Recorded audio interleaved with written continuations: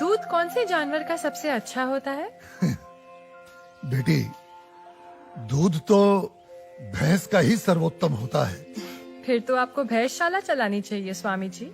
आप गौशाला चलाते हैं और दूध भैंस का सबसे अच्छा बता रहे हैं। वो इसलिए बेटी, क्योंकि आपने दूध के विषय में पूछा है और दूध भैंस का ही उत्तम होता है।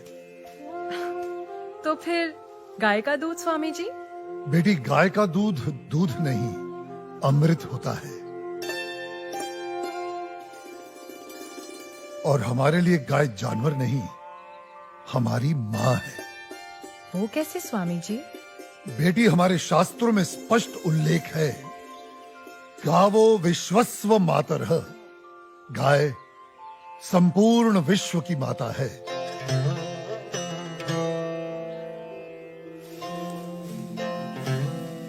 बेटी, गाय ही संसार में एकमात्र ऐसा प्राणी है जिसके अंग अंग से संसार को लाभ प्राप्त होता है। गाय दया, ममता और त्याग की देवी है। गाय लोक मंगल का स्वरूप है। लोक मंगल का स्वरूप है? वो कैसे स्वामी जी?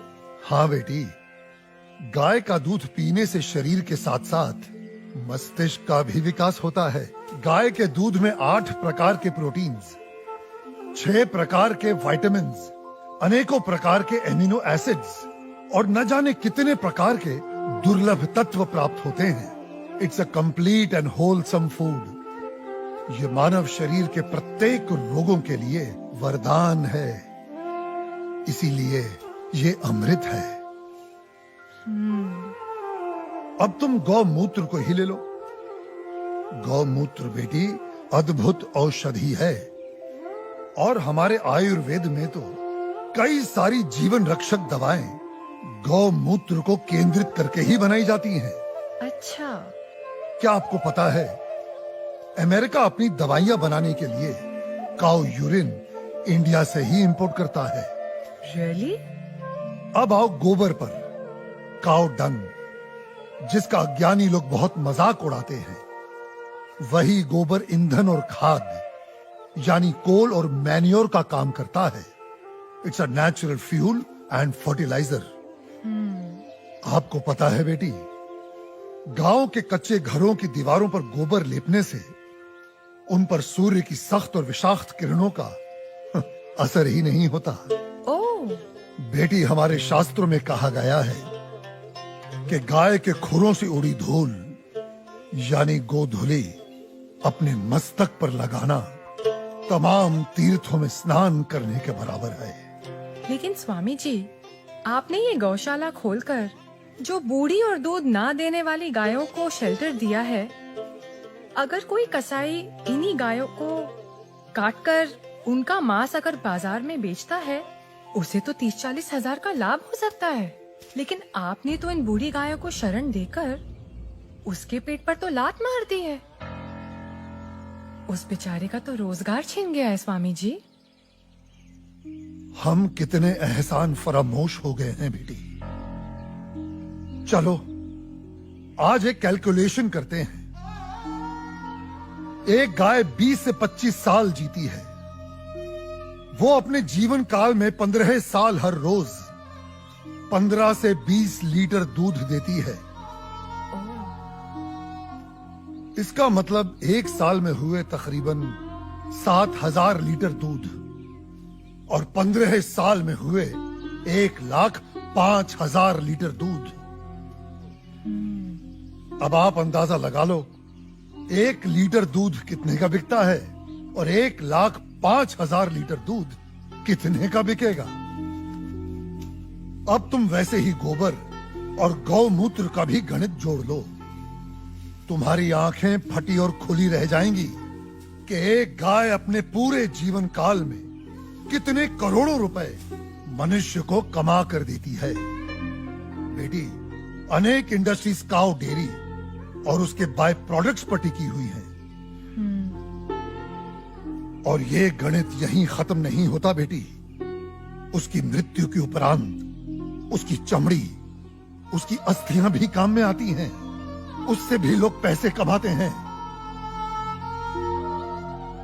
और आप 30-40 हजार रुपयों की खातिर उस ममता की मूर्त को जीवित काट कर व्यापार करने की बात कर रही हो, उसे खाने की बात कर रही हो।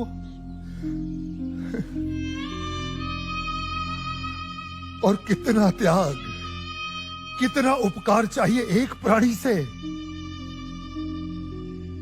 जिस मां ने अपने जीवन काल में हमें इतना धन दिया हो, हमारी सेवा की हो, उसके वृद्ध हो जाने पर, उसके बीमार हो जाने पर हम उसका त्याग कर दें, उसे अबैंडन कर दें।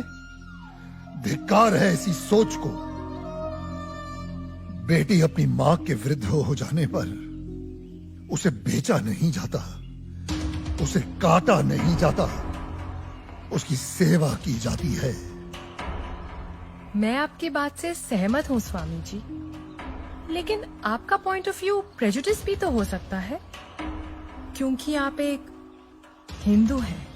ओ मैडम जी, आप बिल्कुल गलत बोल रही हैं।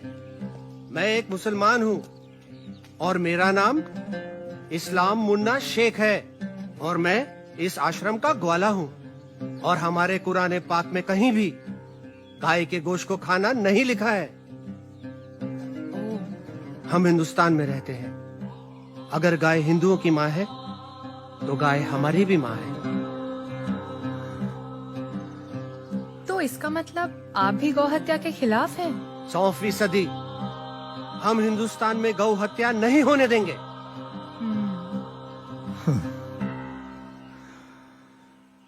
बेटी,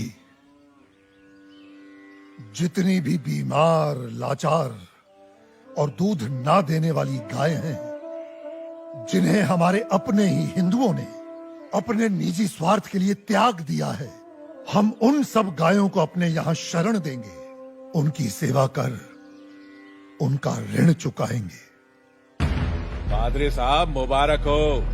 आदिवासियों के 4 गांव, सबसे बात हो गई है। सब धर्म परिवर्तन के लिए तैयार है। आप तो ये रखिए, धर्म परिवर्तन के बाद सब में बांट दीजिएगा, सबको खुश करके भेजिएगा। Thank you my dear, God bless you. मगर पादरी साहब, उन आदिवासियों के सारे वोट मुझे ही मिलने चाहिए। श्योर। अपने लाल सलाम को अपना लाल बावटा फहराना चाहिए। Don't you worry mister Shivarao, आप तो बस हमारी मिशनरी को सपोर्ट करते रहिए। आई एश्योर यू, आपको वोटों की कभी कमी नहीं होगी। कोई वोट नहीं पड़ेगा साहब, भूल जाओ राव साहब, भूल जाओ। कोई वोट नहीं पड़ेगा और ना ही कोई धर्म परिवर्तन होने वाला है। हाँ? क्या बकवास कर रहा है? बकवास नहीं करता है साहब, सच बोलता है। एक नया साधु आया है, पूरा दिन सनातन धर्म का प्रचार करता है, भंडारा लगाता है और ये आदिवासी बैठ के उसका बात सुनते। ये पत्रकार लोग खूब इंटरव्यू कर रहे हैं उसका, और भाई उसका कन्विंसिंग पावर इतना जबरदस्त है कि कोई भी दूसरा धर्म घंटा अपनाएगा। ये तो कुछ नहीं साहब, अपना मांस का धंधा चौपट होने वाला है। वो सारी बूढ़ी और बीमार गायों को शरण देता है। वो स्वामी गो हत्या के सख्त खिलाफ है।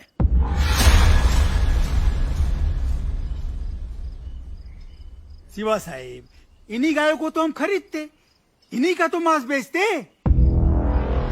आपको पता है, उसकी गौशाला में मुसलमान काम करते हैं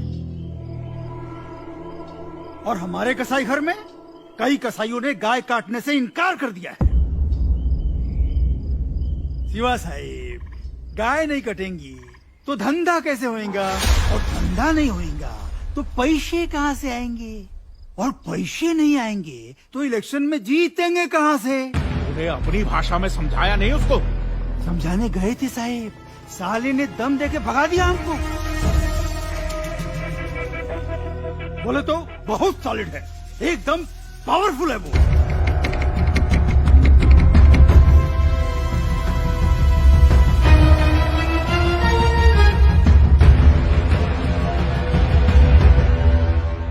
स्वामी जी, आप तो सेक्युलर हैं, लेकिन आपके हिंदू धर्म में ये जो कास्ट सिस्टम है, जात पात, भेदभाव, ऊंच नीच, इसके बारे में आपको क्या कहना है? हाँ बेटी, इन्हीं बुराइयों ने तो हमारे सनातन धर्म को कलंकित कर दिया है और मैं बेटी इसका सख्त विरोध करता हूं। लेकिन बेटी, क्या तुम जानती हो, ये ब्राह्मण, क्षत्रिय, वैश्य और शूद्र जातियां नहीं हैं, ये 4 वर्ण हैं और इन 4 वर्णों का विभाजन जन्म के आधार पर नहीं, कर्म के आधार पर किया गया है। समाज की उत्कृष्ट व्यवस्था के लिए, गवर्नेंस के लिए स्वयं मनुष्य ने इन वर्णों को बनाया है। बेटी, जो तेज बुद्धि वाले थे उन्हें पूजा पाठ, पठन पाठन, यज्ञ हवन और ज्ञान का प्रचार सौंपा गया, वे ब्राह्मण कहलाए। जो बलिष्ठ और शक्तिशाली थे उन्हें समाज की रक्षा का भार सौंपा गया, वे क्षत्रिय कहलाए। जो बिजनेस माइंडेड थे उन्हें व्यवसाय दिया गया, वे वैश्य हुए। और बेटी, समाज में स्वच्छता बनाए रखने वालों को, सेवा करने वालों को 4थे वर्ण का नाम दिया गया, वे शूद्र कहलाए। बेटी, हमारे शास्त्र कहते हैं, जन्मने जायते शूद्राः संस्कारात् द्विनोच्यते, अर्थात जन्म से प्रत्येक व्यक्ति शूद्र होता है। वो केवल अपने संस्कारों से, अपने कर्मों से ब्राह्मण, क्षत्रिय, वैश्य या शूद्र बनता है। अब आप मुझे ही ले लो, पहले मैं अखाड़े में पहलवानी करता था तो तब मैं क्षत्रिय था, आज मैं प्रवचन देता हूं तो आज मैं ब्राह्मण हुआ, और यदि कल मैं कोई व्यवसाय करता हूं तो मैं वैश्य कहलाऊंगा, समझी? मेरा ब्राह्मण या क्षत्रिय होने पर कोई कॉपीराइट नहीं है। बेटी, हमारे सनातन धर्म में ऊंच नीच का कोई स्थान नहीं है। ये 4 वर्ण एक दूसरे के पूरक हैं। They are interdependent on each other. ये एक गाड़ी के 4 पहियों के समान है। बिना एक दूसरे के सहयोग के समाज का कोई भी महत्वपूर्ण कार्य पूरा नहीं हो सकता। जी स्वामी जी। बेटी, सनातन धर्म तो समस्त वर्णों, समस्त प्राणियों में करुणा, दया और अपनत्व की भावना रखना सिखाता है। सर्व धर्म समभाव में विश्वास करना सिखाता है। हमारा धर्म सब धर्मों को एक समान मानता है। बेटी, हमारे लिए तो ये पूरी धरती एक कुटुंब है, एक परिवार है। The whole world is one family. वसुधैव कुटुंबकम। पंडित,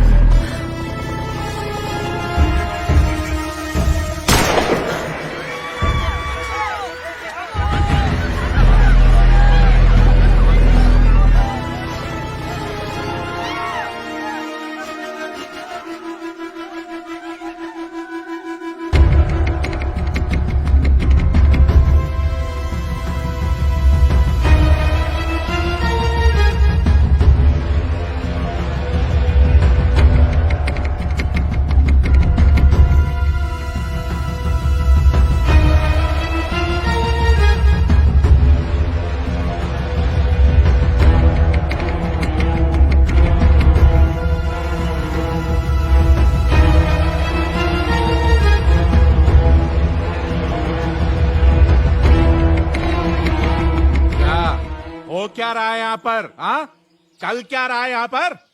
तुम लोग यहाँ धर्म परिवर्तन करा रहे हो। मैं केवल धर्म का अर्थ समझा रहा था, सत्य का मार्ग बता रहा था। हाँ, रहने दे, साफ पता चल रही है तुम्हारी मंशा। ये जो तुम गौशाला खोलकर, ये रोज रोज के मुफ्त के भंडारे लगाकर इन गरीब आदिवासियों को बरगला रहे हो, घर वापसी की मुहिम चला रहे हो। लाल बौटे के ठेकेदार, गलत। यहाँ पे कोई घर वापसी नहीं हो रही है, कोई धर्म परिवर्तन नहीं हो रहा है।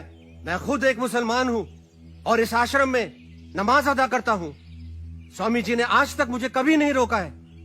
तुम लोग गलत अफवाहें फैला रहे हो। ए मुन्ना, चुप रह, चुप। तू चुप रहे। क्या तुम लोग हिंदू मुसलमान बोल बोल के हम में दरार पैदा कर रहे हो? चलो निकलो यहाँ से, बंद करो अपनी ये राजनीति की दुकान। ए मुन्ना, तू अपना मुंह बंद रख। चिल्लाओ मत।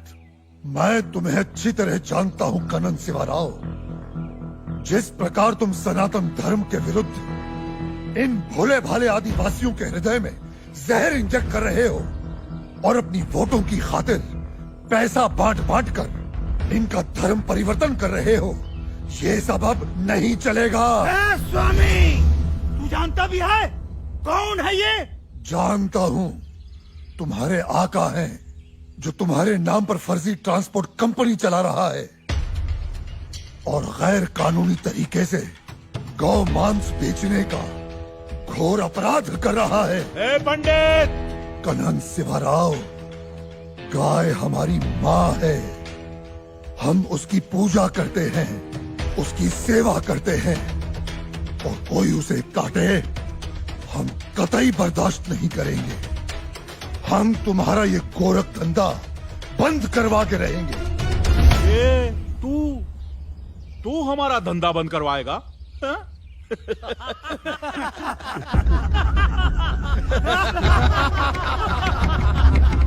जाइला।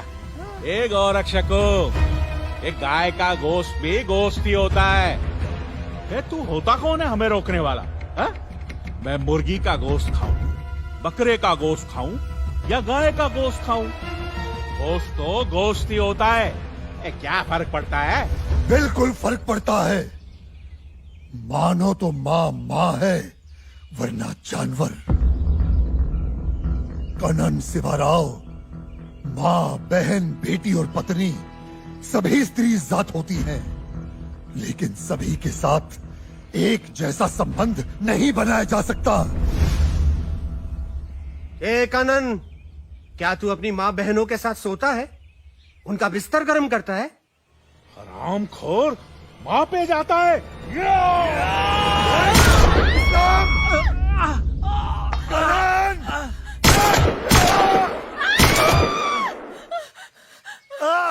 ये हमारे दलित भाइयों को भड़का रहे हैं, उनका धर्म परिवर्तन करा रहे हैं।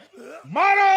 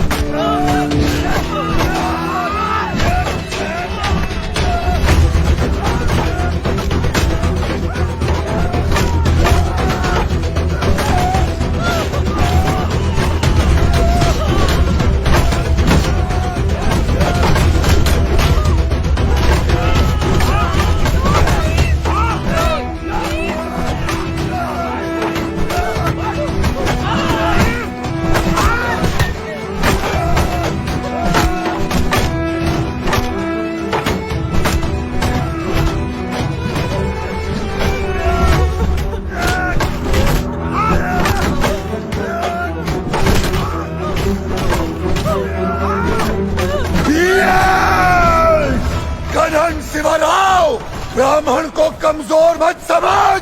ब्राह्मण दीनहीन तो सुदामा, त्याग में दधीची और प्रतिशोध में चाणक्य और दंभ में रावण और रुद्र हुआ तो परशुराम।